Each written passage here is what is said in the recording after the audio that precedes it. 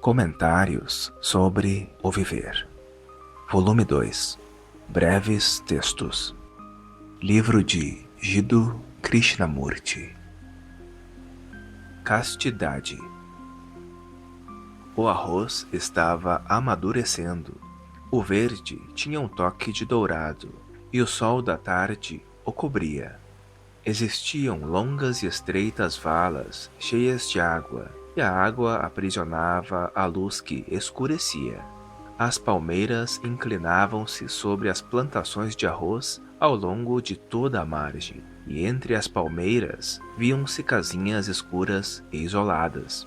A alameda serpenteava preguiçosamente através de plantações de arroz e bosques de palmeiras. Era uma alameda muito musical. Um menino tocava flauta, com a plantação de arroz diante dele.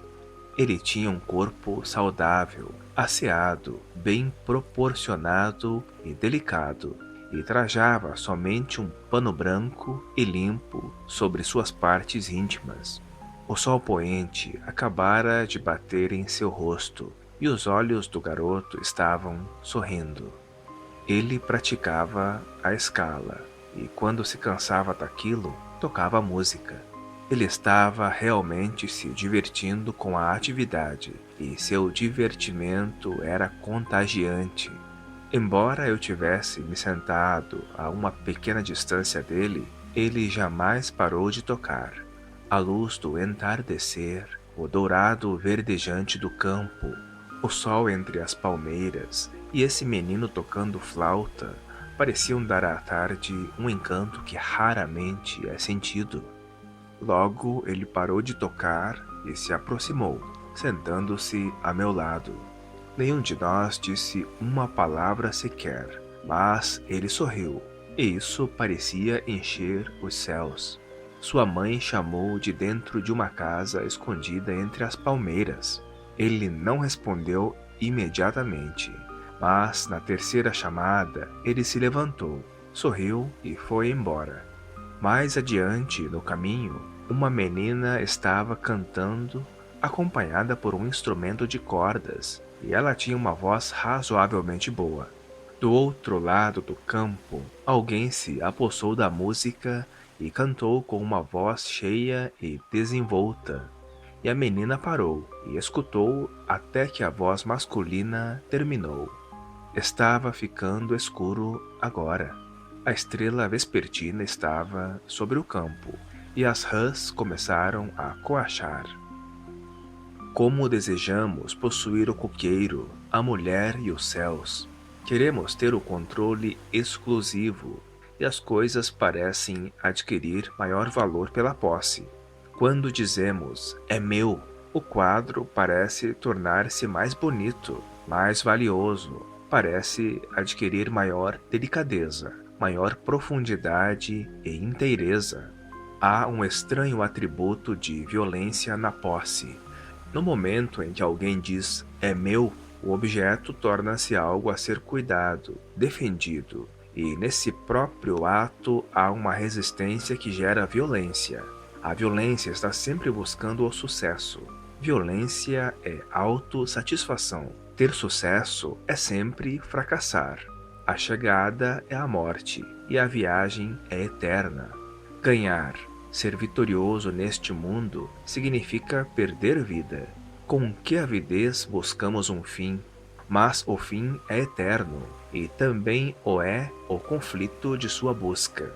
O conflito é uma superação constante, e o que é conquistado precisa ser conquistado repetidamente.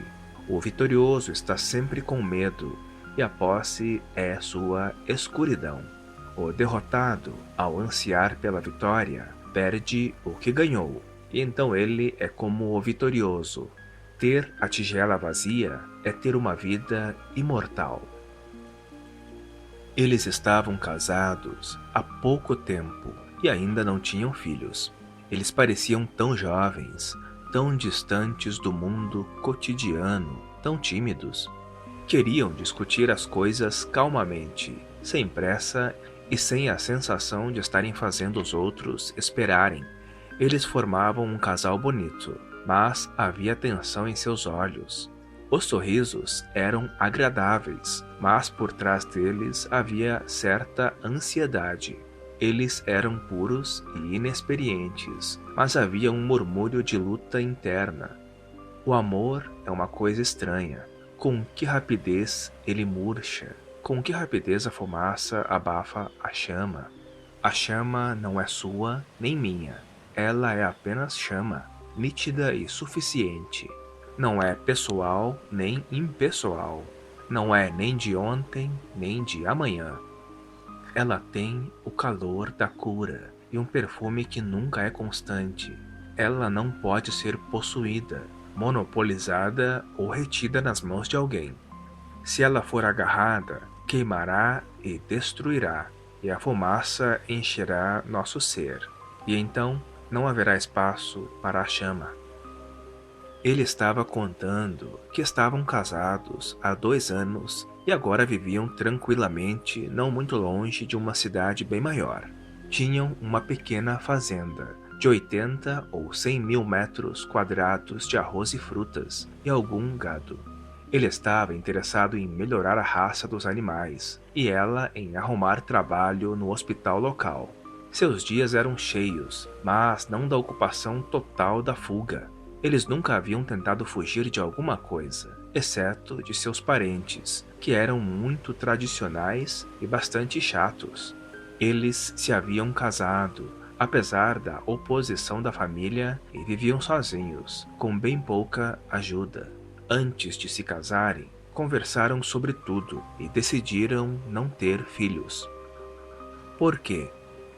Ambos percebemos que o mundo está numa confusão medonha e produzir mais bebês parecia um tipo de crime. Os filhos quase inevitavelmente se tornariam meros funcionários burocratas ou escravos de algum tipo de sistema econômico religioso. O ambiente os tornaria estúpidos ou espertos e cínicos. Além disso, não tínhamos dinheiro suficiente para educar uma criança adequadamente. O que quer dizer com adequadamente? Para educar os filhos adequadamente, teríamos de enviá-los para a escola não apenas aqui, mas também no exterior.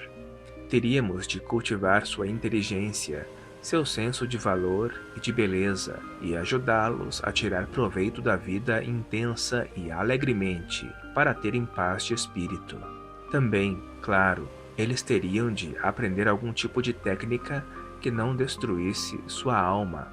Além disso tudo, considerando o quanto nós mesmos somos estúpidos, ambos sentimos que não deveríamos passar adiante nossas próprias reações e condicionamentos para nossos filhos. Não queríamos propagar exemplos modificados de nós mesmos. Você quer dizer que os dois pensaram tudo isso de forma tão lógica e brutal antes de se casarem? Vocês prepararam um bom contrato, mas ele pode ser cumprido com a facilidade com que foi preparado? A vida é um pouco mais complexa do que um contrato verbal, não é? É isso que estamos descobrindo. Nenhum de nós falou sobre isso tudo com qualquer outra pessoa antes ou após nosso casamento. E o assunto tem sido uma de nossas dificuldades. Não conhecemos ninguém com quem possamos conversar francamente, pois a maioria das pessoas mais velhas tem um prazer arrogante em nos reprovar ou nos congratular. Ouvimos uma de suas palestras e tivemos vontade de vir discutir nosso problema com você. Outra coisa é que, antes de nosso casamento, juramos nunca ter qualquer relacionamento sexual um com o outro. Mais uma vez, por quê? Somos ambos muito religiosos e queremos levar uma vida espiritual. Desde menino, quis ter uma vida menos mundana, quis viver a vida de um sannyasi. Eu costumava ler muitos livros religiosos, o que apenas reforçou meu desejo. Na verdade, usei o manto cor de açafrão por quase 1 ano. E você também?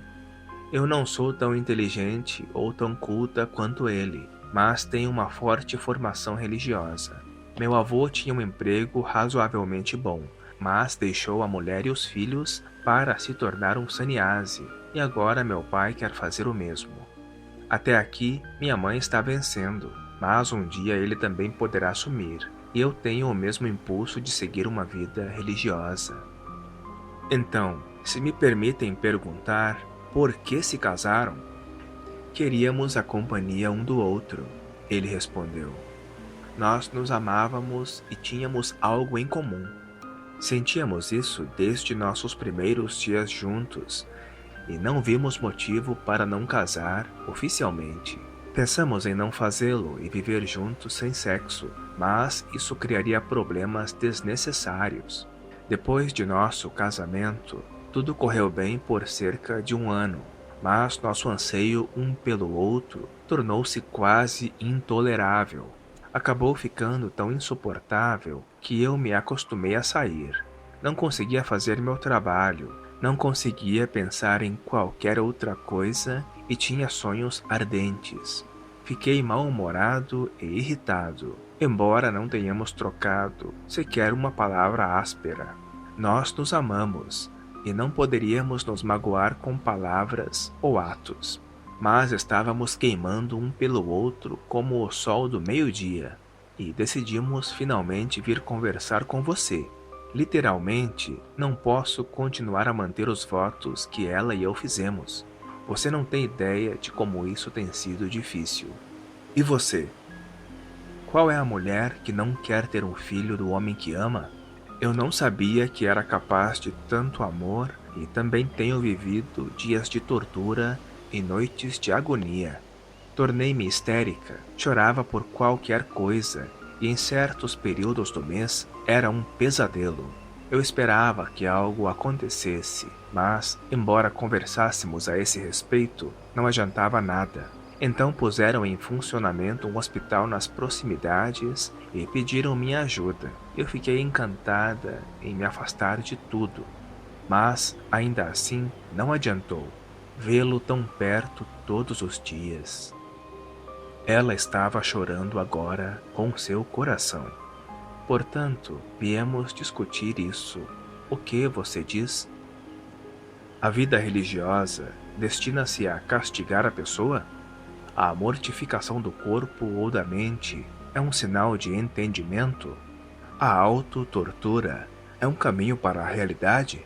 A castidade é negação? Vocês acham que conseguem ir longe por meio da renúncia? Vocês realmente acham que pode haver paz por intermédio do conflito? Os meios não têm importância infinitamente maior do que os fins? O fim pode ser, mas o meio é. O real, o que é, precisa ser entendido e não sufocado por determinações, ideais e racionalizações astutas. O sofrimento não é o caminho para a felicidade. Aquilo que chamam de paixão tem de ser entendido e não reprimido ou sublimado, e não é bom encontrar um substituto para isso. O que quer que façam, qualquer truque que inventem, somente reforçará aquilo que não foi amado e entendido. Amar, o que chamamos paixão, é entendê-la. Amar é estar em comunhão direta, e você não poderá amar algo se ressentir-se com isso, se tiver ideias e conclusões a esse respeito. Como você pode amar e entender a paixão se fez votos contra ela? Um voto é uma forma de resistência, e aquilo ao qual resiste acaba vencendo você. A verdade não é para ser conquistada. Você não pode tomá-la de assalto. Ela escorregará por suas mãos se tentar agarrá-la. A verdade chega silenciosamente, sem você saber. O que você sabe não é a verdade. É apenas uma ideia, um símbolo. A sombra não é o real. Certamente, nosso problema é entendermos a nós mesmos e não destruirmos a nós mesmos. Destruir é algo relativamente fácil. Você tem um padrão de ação que espera que conduzirá à verdade. O padrão é sempre a própria criação. está de acordo com o próprio condicionamento, assim como o fim. Você cria o padrão e depois faz um voto para realizá-lo. Essa é a fuga suprema de si mesmo. Você não é aquele padrão autoprojetado e o processo dele. Você é o que é, o desejo, o anseio. Se realmente quiser transcender e se libertar do anseio, terá de entendê-lo completamente, sem reprová-lo nem aceitá-lo. Mas essa é uma arte que só vem pela observação atenta, temperada com profunda passividade. Li algumas de suas palestras e pude acompanhar o que quer dizer, mas o que realmente devemos fazer é sua vida, seu sofrimento, sua felicidade, e podem outros lhes dizer o que devem ou não devem fazer? Os outros já não lhes disseram? Os outros são o passado, a tradição, o condicionamento do qual vocês são parte.